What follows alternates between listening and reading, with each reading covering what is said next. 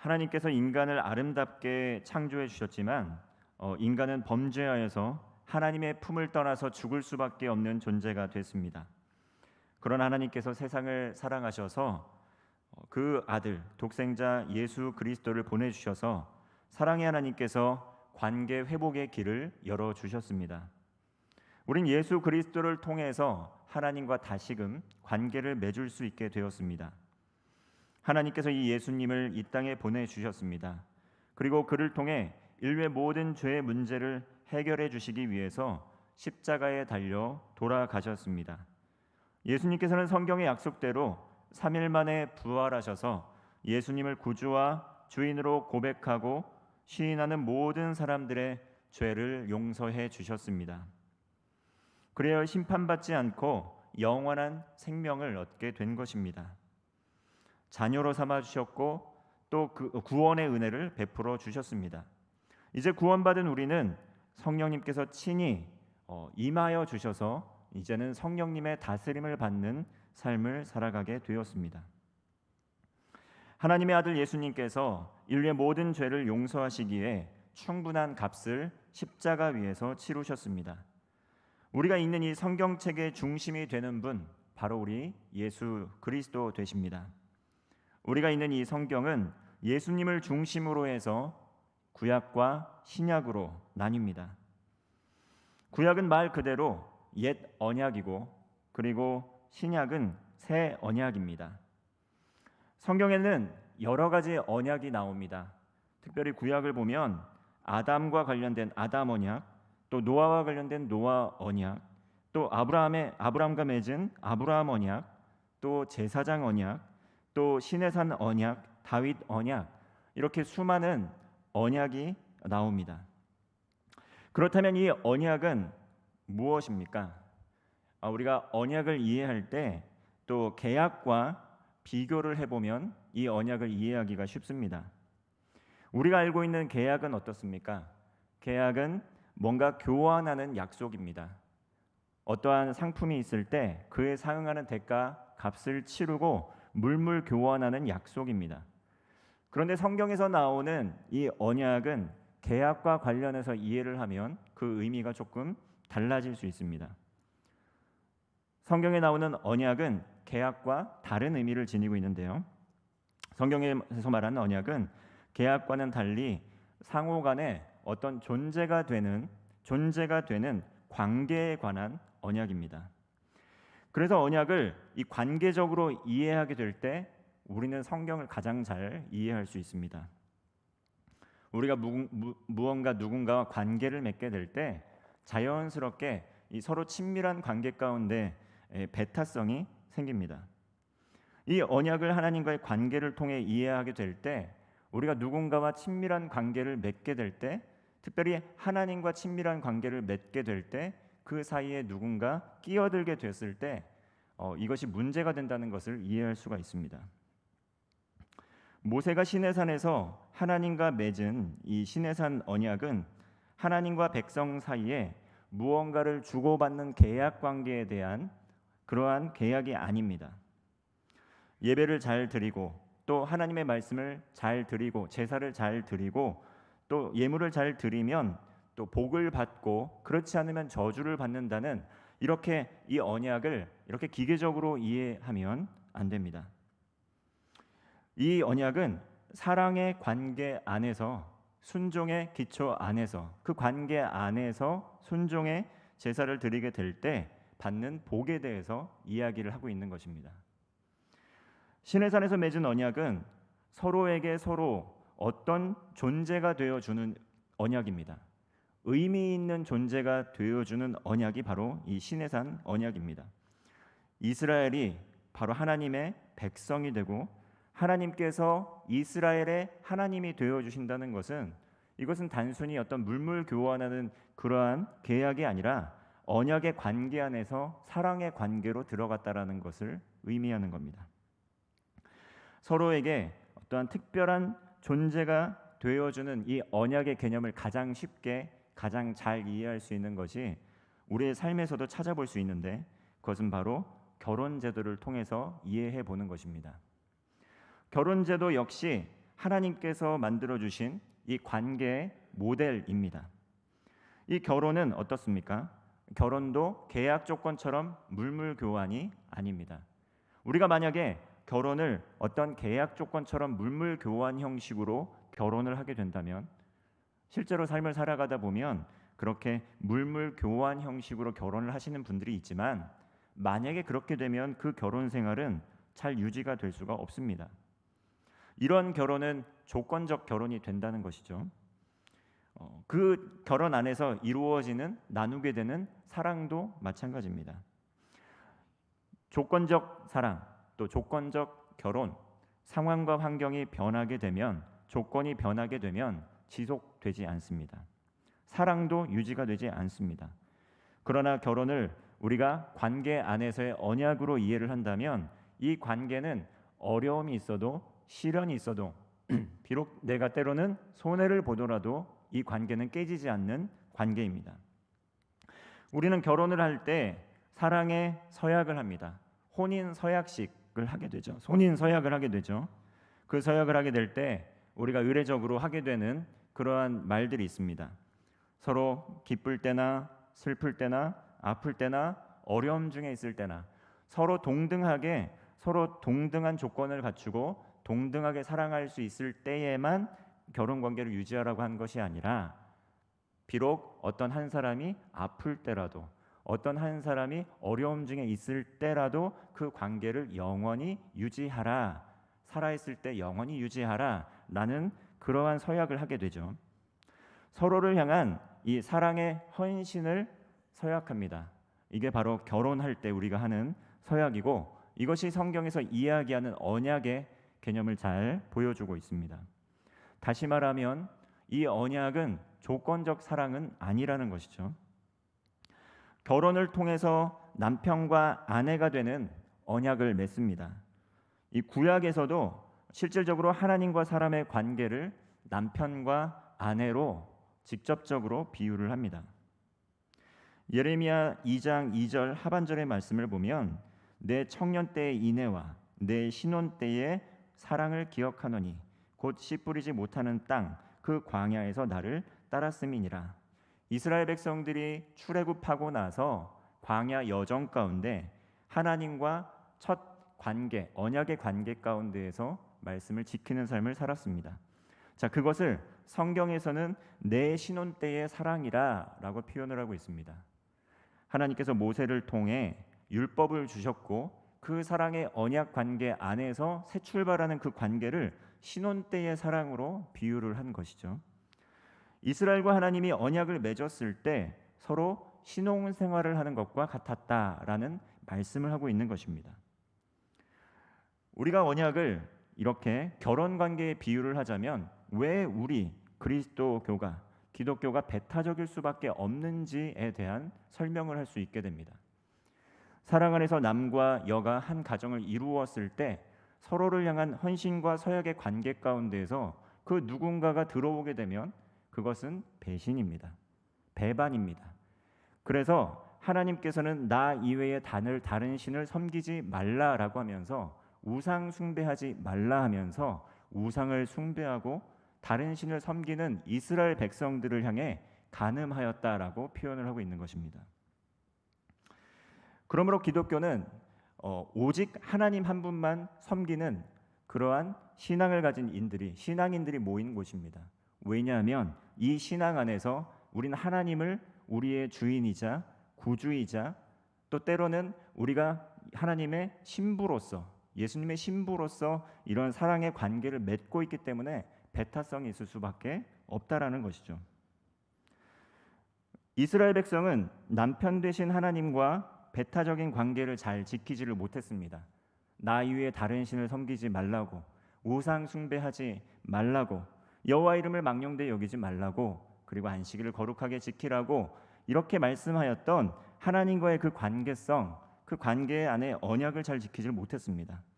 성경은 이스라엘이 이것을 간음했다 표현하고 있고, 하나님을 버리고 우상 숭배하는 이러한 이스라엘은 간음하는 아내와 같은 모습으로 성경에 계속 등장을 하고 있습니다. 문제는 무엇이냐면, 이것이 한두 번의 실수나 잘못이 아니라 지속적이고 반복적이고 때로는 부지중에 이루어진 것도 아니고 고의적으로 의도적으로 이루어진 그러한 배반이었다라는 것입니다. 하나님께서 언약을 맺으시고 남편이 되어 주셨음에도 불구하고 고의적으로 지속적으로 언약을 파기했습니다. 그래서 그러한 위기 가운데 하나님께서는 이스라엘 백성들에게 선지자를 계속 보내주신 것입니다. 통일왕국 이후에 남과 북으로 나뉘게 되고 또 북이스라엘이 하나님을 떠나 계속 정말 우상숭배 길로 가게 될 때, 그리고 그 우상숭배의 정도가 너무 심각해서 이제는 도저히 멈출 수 없는 지경이 되었을 때 많은 선지자들을 하나님께서 보내주셔서 그들에게 경고를 하십니다. 지금 돌아오지 않으면, 지금 회개하지 않으면 망할 것이다, 멸망할 것이다. 다시 말하면 지금 돌아오지 않으면 우린 이 관계, 언약의 관계가 깨지게 될 것이다. 지금 돌아오지 않으면 우리는 이혼하게 될 것이다 라고 이렇게 경고를 함에도 불구하고 북이스라엘은 듣지 않았습니다. 그래서 북이스라엘은 곧 멸망하게 되었던 것이죠. 그리고 그 북이스라엘이 멸망하는 과정 가운데 남유다는 아직 그 나라를 유지하고 있었지만 아직도 그 북이스라엘을 향한 하나님의 그러한 경고 메시지를 잘 듣지 못하고 남은 남유다마저도 계속 우상 숭배의 길, 하나님을 저버리는 길, 그러한 간음의 길로 나아갔다라는 것이죠. 그들은 경고를 듣지 않았습니다. 오히려 바른 말을 하는 선지자들을 잡아다가 돌로 쳐서 죽였습니다. 결국 어떻게 됐습니까? 북이스라엘이 먼저 멸망하게 되고 또 남유다가 뒤를 이어서 차례대로 멸망하게 된 것입니다. 다시 말하면 하나님께서 북이스라엘을 끝까지 참으시다가 외세에 의해서 북이스라엘이 멸망하게 하도록 허락하시고 내버려 두셨고 또 남유다도 그들의 범죄함으로 말미암아 멸망하게 되고 땅을 잃어버리게 된 것이죠. 남유다가 북이스라엘 멸망을 보고 정신을 차려야 되는데 서로 정신을 차리지 못하고 멸망의 길로 그대로 나아가게 된 것입니다. 이러한 장면을 보면서 하나님 너무 잔인하다고, 하나님 너무하시다고, 왜 이들을 이렇게 멸망의 길로 내버려 두셨냐고 성경을 읽다가 이렇게 질문하시는 분들이 있습니다. 그러나 성경을 가만히 들여다보면 오랜 시간 동안, 오랜 세월 가운데 끊임없이 하나님께서 회개할 수 있는 기회를 주셨고 또 끊임없이 노하기를 더디하시고 참으시고 기다려주셨지만 그 하나님의 음성을 듣지 못하고 거역하고 지속적으로 반복적으로 때로는 알면서 고의적으로 범죄의 길로 가는 이스라엘을 우린 발견할 수 있습니다. 하나님의 언약이 잘못된 것이 아니라 이스라엘과 유다가 먼저 언약을 파기한 것입니다. 백성들이 우상 숭배를 했고 영적으로 간음을 했고 끝까지 그 경고를 무시했다라는 것이죠. 그 결과 남과 북 이스라엘 모두, 유다 모두의 심판이 임하게 된 것입니다. 하나님께서 정말 정성껏 구별하여 세워주셨던, 그리고 하나님을 사모하는 마음으로 세웠던 그 솔로몬의 성전조차도 완전히 무너지게 되었습니다. 온 이스라엘의 백성들이 바벨론의 포로로 끌려가게 됐다는 것이죠. 자신들의 땅을 잃고 터전을 잃고 이제 머나먼 타국에서 노예와 같은 생활을 하게 된 것입니다. 집에서 쫓겨나서 정말 고아와 같은 삶, 방랑자와 같은 삶, 이방인과 같은 삶을 살아가게 됐다는 것이죠. 시내산 언약이, 모세와 맺었던 이 시내산 언약이 파기가 되어서 이스라엘 민족은 하나님의 백성으로서 택함 받은, 거룩하게 구별받은 선민으로서의 그 지위를 잃어버리게 되고 정말 노예와 같은 삶을 살아가게 됐다는 것입니다. 더 이상 하나님의 백성이 아닌 땅을 상실하고 타국에서 이방인처럼 되었다는 것이죠. 그러나 우리의 하나님께서는 자비의 하나님이십니다. 자비의 하나님이시기에 심판의 메시지 이후에 또 다른 구원과 회복의 약속의 말씀을 주셨습니다. 그것이 오늘 본문의 말씀입니다. 예레미야 31장 31절의 말씀입니다. 여호와의 말씀이니라, 보라, 날이 이르리니 내가 이스라엘 집과 유다 집에 새 언약을 맺으리라. 이스라엘이 먼저, 북이스라엘이 먼저 멸망을 했고 그 다음에 남유다가 멸망을 했습니다. 그러나 새 언약의 시대에 새 언약을 통해서 하나님께서 그 범죄했던 북이스라엘마저도 다시 회복을 시키실 것이고 남유다도 회복시키실 것이라고 약속을 하고 있는 것입니다. 하나님께서 이스라엘 집, 유다의 집, 온 이스라엘을 다시 한번 회복시키신다는 말씀입니다.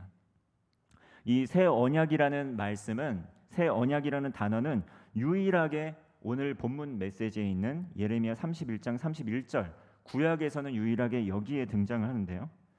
이 시내산 언약은 이 새 언약을 통해 옛 언약인 구약이 된 것입니다. 모세에게 주셨던 그 모세와 맺었던 율법은 이제 새 언약을 통해 옛 언약이 된 것입니다.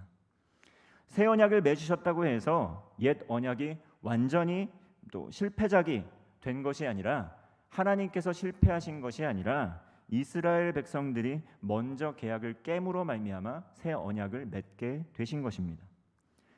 32절의 말씀입니다. 이 언약은 내가 그들의 조상들의 손을 잡고 애굽 땅에서 인도하여 내던 날에 맺은 것과 같지 아니할 것은 내가 그들의 남편이 되었어도 그들이 내 언약을 깨뜨렸음이라. 여호와의 말씀이니라. 먼저 하나님께서 그들의 남편과 같이 그들을 돌보시고 먹이시고 입히시고 보호해 주셨음에도 불구하고 이스라엘 백성들은 그 하나님의 그 품을 떠나서 끊임없이 간음하고 끊임없이 영적인 간음을 하고 우상 숭배의 길로 나아갔다라는 것이죠. 하나님께서 출애굽 이후에 이 시내산에서 모세와 또 이스라엘 백성과 맺은 옛 언약과 그 앞으로 맺게 될 새 언약은 같지 않는 것이다라고 이야기를 하고 있습니다. 새 언약은 옛 언약과 구별되는 별개의 언약이라는 것이죠. 옛 언약을 통해 남편이 되었지만, 하나님께서 남편이 되었지만 이스라엘 백성들은 이 언약을 지키지 못하고 우상 숭배의 길로 나아갔습니다. 그러나 이 새 언약은 옛 언약을 새롭게 구성하는 그러한 언약이 아니라 정말 새로운 별도의 다른 옛 언약과 다른 언약이라는 것이죠. 예레미야 32장 40절의 말씀을 보면 그 언약은 내가 그들에게 복을 주기 위하여 그들을 떠나지 아니하리라 하는 영원한 언약을 그들에게 세우고 나를 경외함을 그들의 마음에 두어 나를 떠나지 않게 하겠다라고 약속을 하고 있습니다. 새 언약은 어떠한 언약이냐면 복을 주기 위해서 영원한 언약을 맺는 것인데, 그 언약, 그 새 언약은 하나님을 경외하게 하기 위해서 그 마음에 두어서 떠나지 않도록 할 것이다라고 하고 있는 것입니다. 새 언약이 영원한 언약이라는 것은 옛 언약과 구별되는 분명한 특징입니다. 하나님께서 새 언약을 맺으실 이들에게 복을 주시기 위해서, 떠나지 않으시기 위해서 영원한 언약을 세우셨습니다. 그래서 그들의 마음에 그 언약을 두고 떠나지 않도록, 이제는 간음의 길로 가지 않도록 붙들어 주시겠다 말씀하신 것입니다. 33절의 말씀입니다. 그러나 그날 후에 내가 이스라엘 집과 맺을 언약은 이러하니 곧 내가 나의 법을 그들의 속에 두며 그들의 마음에 기록하여 나는 그들의 하나님이 되고 그들은 내 백성이 될 것이라. 여호와의 말씀이니라. 하나님께서 이스라엘 백성이 언약을 깨뜨린 이후에 마치 이제는 고아와 같이 또는 과부와 같이 홀로 남겨진 이스라엘에게 다시 한번 새 언약을 맺겠다라고 회복의 말씀을 하고 계시는 것입니다. 이 새 언약은 신약 시대에 이르러서 예수님을 통해서 성취가 됐습니다. 예수님께서 십자가에서 몸이 찢기시고 또 피를 쏟으심으로, 그 언약의 피를 쏟으심으로 말미암아 십자가 위에서 예수님께서 그 언약의 기초를 닦으셨습니다. 다시는 죄를 위해서 소나 양이나 염소나 그들의 피로 제사를 드리지 않도록 예수님의 몸값으로 또 피값으로 죄사함의 그러한 값을 대신 치루어 주셨습니다.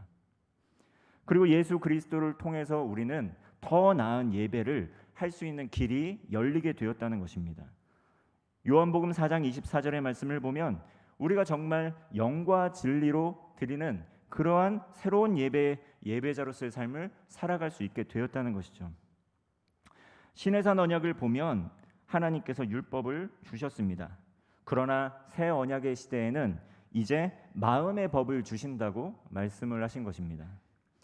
유대인들은 이 말씀을 어떻게 이해를 하냐면 율법을 암기해서 그 율법을 내면화해서 그 말씀을 지키는 것으로 해석을 하고 있습니다. 그래서 유대교의 교육은 그 율법을 내면화해서 잘 지키고 준수하는 것이라고 합니다. 그러나 복음은 그렇지 않습니다. 복음은 그 마음에 깃든 죄의 문제를 그 마음에 깃든 죄의 문제를 스스로 해결할 수 없기에 은혜를 의지하는 것이 바로 이 복음입니다. 새 언약의 때에는 언약의 백성들 마음 속에 하나님의 법을 두시겠다고 말씀을 하셨습니다.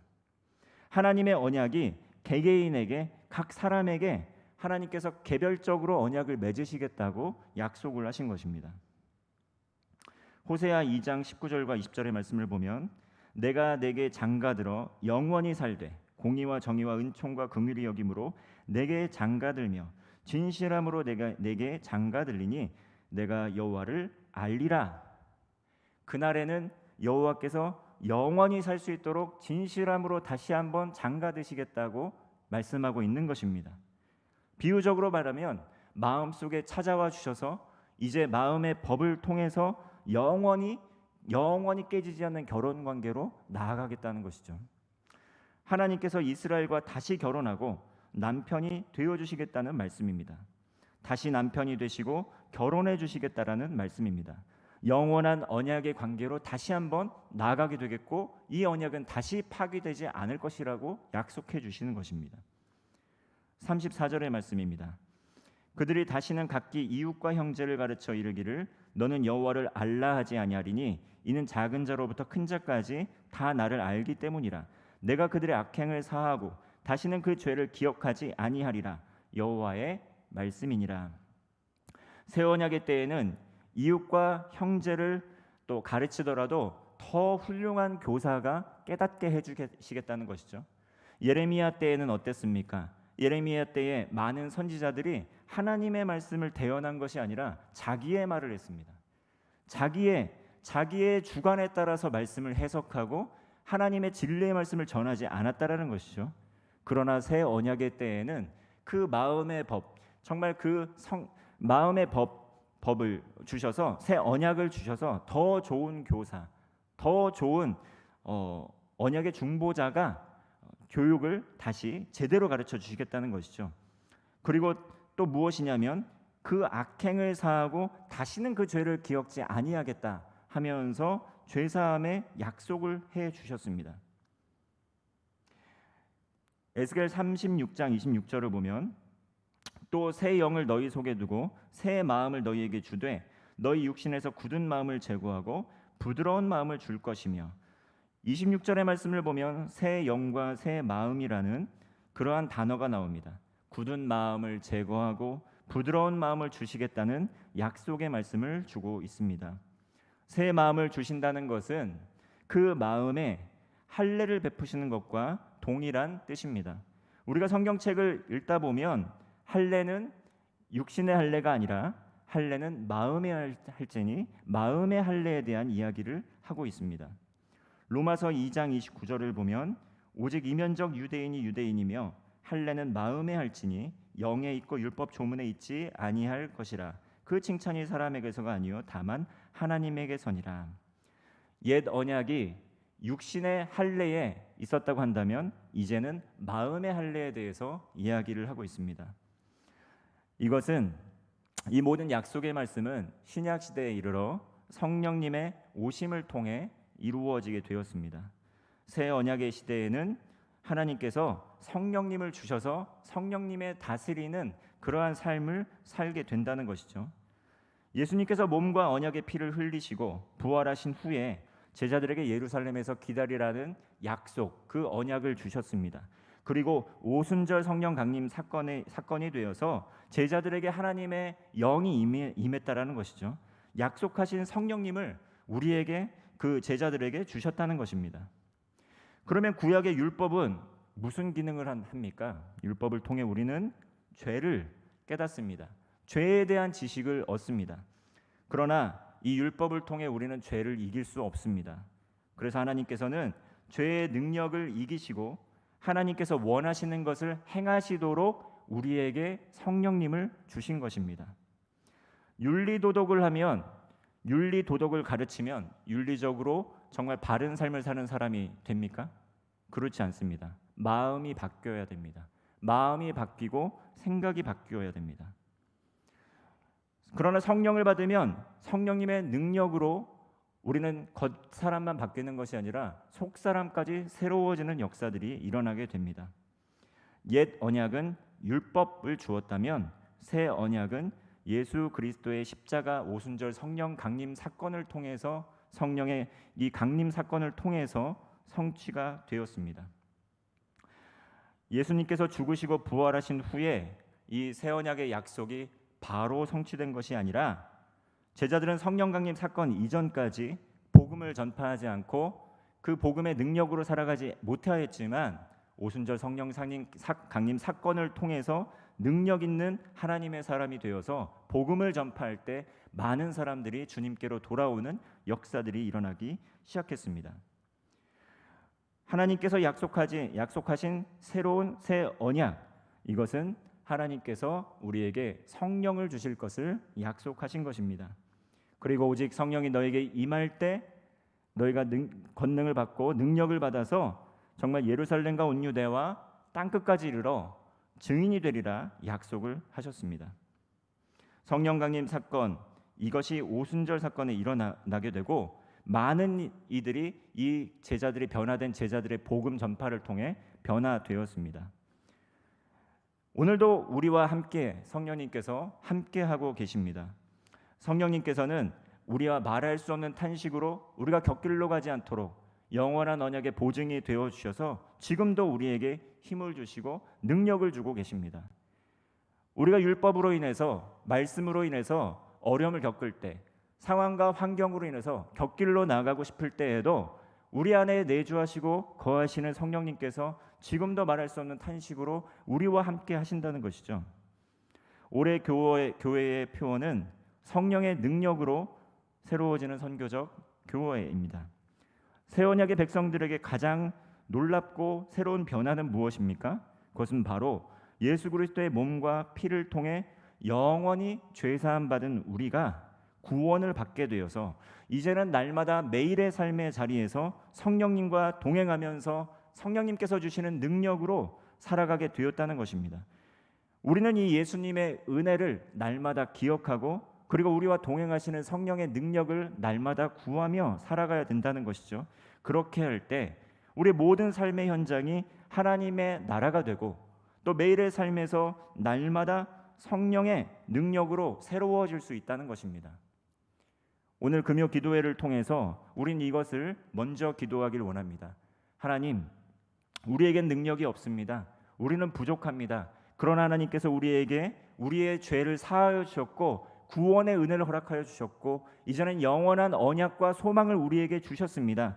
성령의 능력으로 새로워지도록 주님 동행하여 주옵소서, 능력을 베풀어 주옵소서. 그리고 아직도 주님의 복음을 알지 못하는 많은 이들에게 복음을 전하여서 하나님의 나라를 확장하며 나아가는 하나님의 충성된 일꾼 되게 해달라고 기도하는 성도들 되시기를 바라겠습니다.